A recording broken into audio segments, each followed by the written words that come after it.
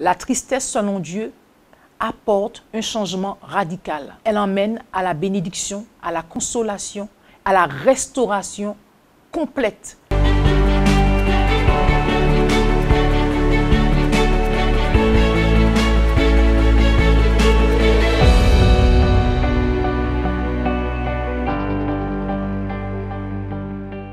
Nous allons nous pencher sur une thématique aujourd'hui qui est la tristesse. Donc nous pouvons évidemment ressentir de la tristesse à certains moments de notre vie, parce que cela est normal, nous sommes des êtres humains, et la tristesse peut venir. Parce que nous avons des fois des soucis familiaux, nous avons des fois des soucis financiers ou autres, quels qu'ils soient, la tristesse peut être là. Mais elle ne doit pas demeurer en nous, elle ne doit pas s'installer, elle ne doit pas être constante, parce qu'à ce moment-là, elle devient évidemment pathologique, elle devient grave et elle devient maladive.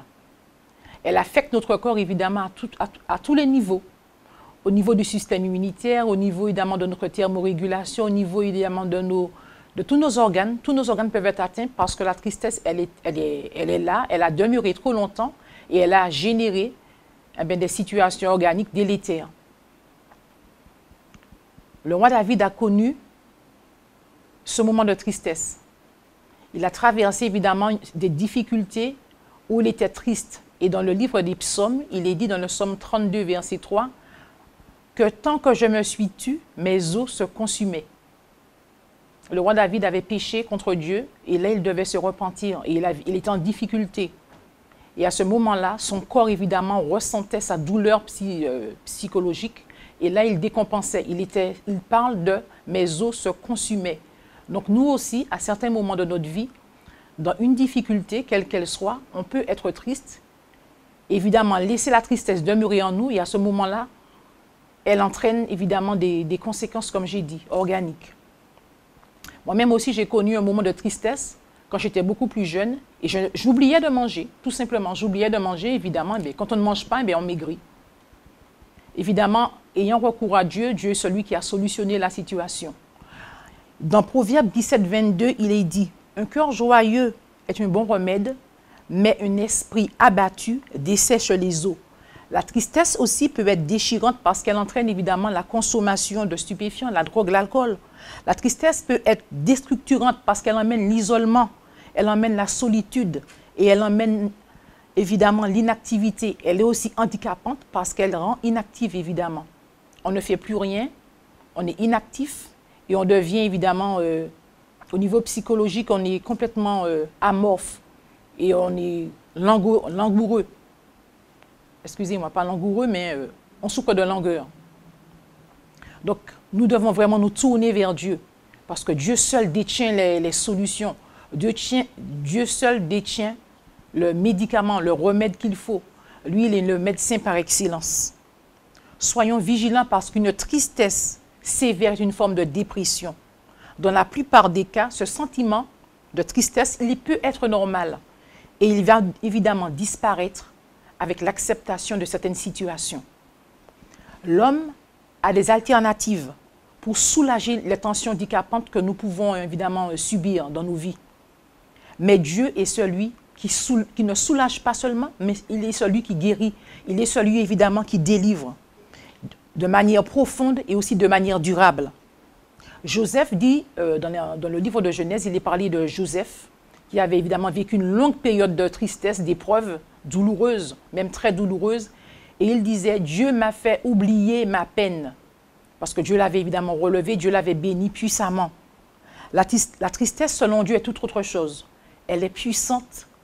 Elle peut apporter évidemment une délivrance et une restauration puissante. Dans 2 Corinthiens 7, verset 10, il est dit, en effet, la tristesse, selon Dieu, produit un changement radical qui mène au salut et que l'on ne regrette pas, tandis que la tristesse selon l'homme, elle est destructrice, elle entraîne la mort. Notre repentance déjà, c'est un regret profond de notre vie de péché.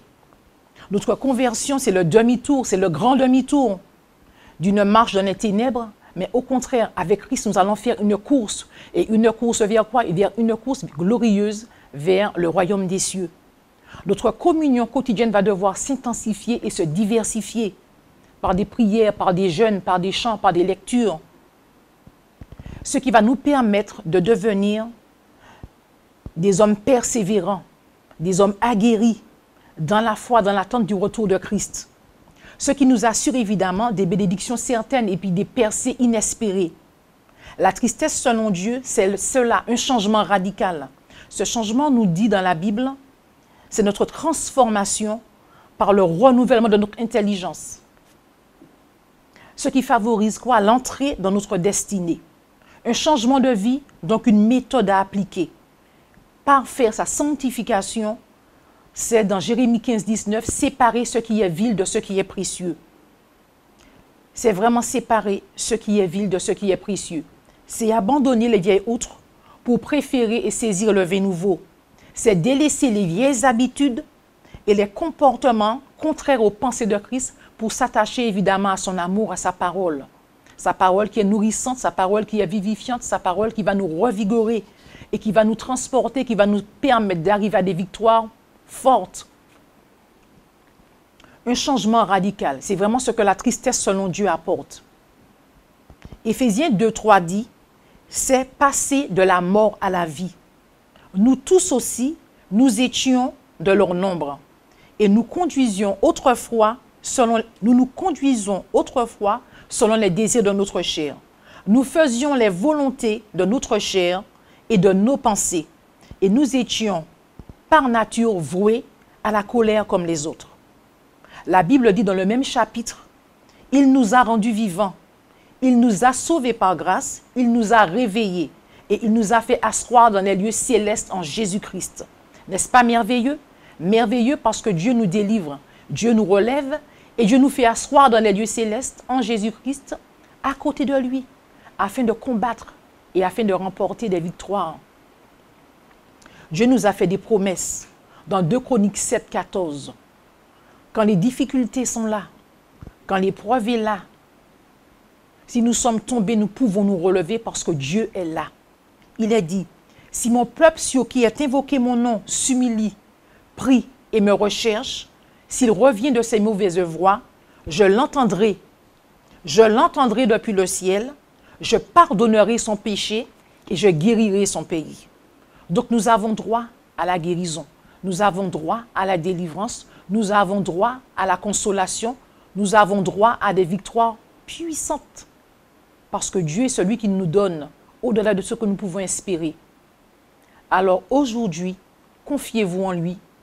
La tristesse selon Dieu apporte un changement radical. La tristesse selon Dieu n'est pas la tristesse selon l'homme qui conduit à la mort, mais elle emmène à la bénédiction, à la consolation, à la restauration complète. Parce que nous nous sommes confiés en Dieu, nous nous sommes tournés vers lui et nous avons déjà gagné. Soyez bénis et gardez-le. La tristesse selon Dieu, un changement radical et des bénédictions puissantes. À très bientôt.